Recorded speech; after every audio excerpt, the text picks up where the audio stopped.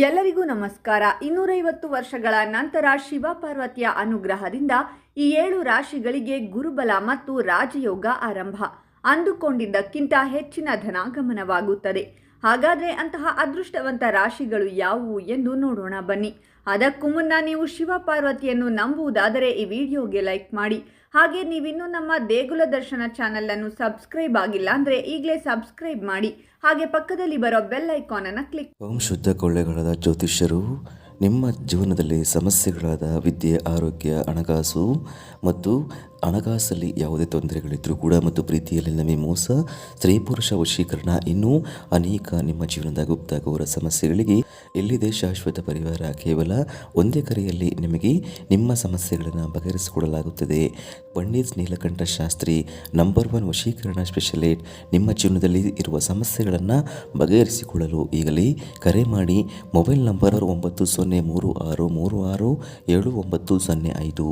ಈಗಲೇ ಕರೆ ಮಾಡಿ ನಿಮ್ಮ ಸಮಸ್ಯೆಗಳನ್ನು ಬಗೆಹರಿಸಿಕೊಳ್ಳಿ. ಈ ರಾಶಿಯವರಿಗೆ ಇಂದಿನಿಂದ ಇವರು ಮಾಡಿದ ಪುಣ್ಯದಿಂದ ಶುಭ ಸುದ್ದಿಯನ್ನು ಕೇಳುತ್ತಾರೆ.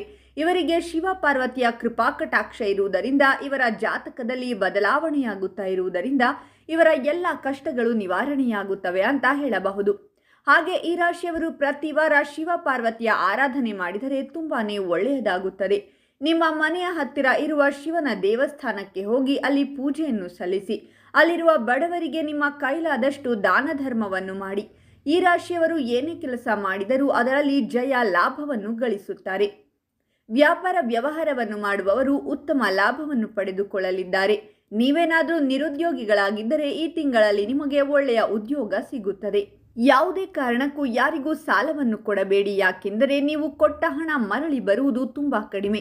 ನೀವು ಮಾಡುವ ಕೆಲಸದಲ್ಲಿ ನಿಮ್ಮ ಸ್ನೇಹಿತರು ಹಾಗೂ ನಿಮ್ಮ ಕುಟುಂಬದವರ ಸಹಾಯ ಸಿಗಲಿದ್ದು, ಕೆಲಸವನ್ನು ನಿಷ್ಠೆಯಿಂದ ಮಾಡಿದರೆ ಸಮಾಜದಲ್ಲಿ ಸುಖ, ಶಾಂತಿ, ನೆಮ್ಮದಿ ಸಿಗುತ್ತದೆ.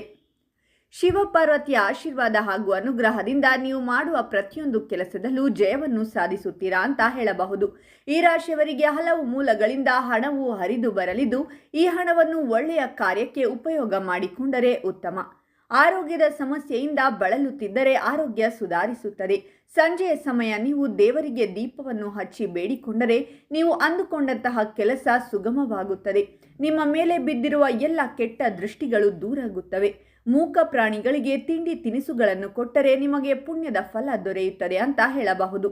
ಶಿವ ಪಾರ್ವತಿಯ ಆಶೀರ್ವಾದವನ್ನು ಪಡೆದಿರುವ ಆ ಅದೃಷ್ಟವಂತ ರಾಶಿಗಳು ಯಾವುವೆಂದರೆ ಕನ್ಯಾ ರಾಶಿ, ಧನಸ್ಸು ರಾಶಿ, ಸಿಂಹ ರಾಶಿ, ವೃಶ್ಚಿಕ ರಾಶಿ, ತುಲಾ ರಾಶಿ, ಮೀನ ರಾಶಿ ಮತ್ತು ಮಕರ ರಾಶಿ.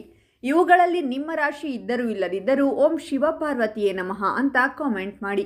ಈ ವಿಡಿಯೋವನ್ನು ಲೈಕ್ ಮಾಡಿ ಮತ್ತು ಎಲ್ಲರಿಗೂ ಶೇರ್ ಮಾಡಿ.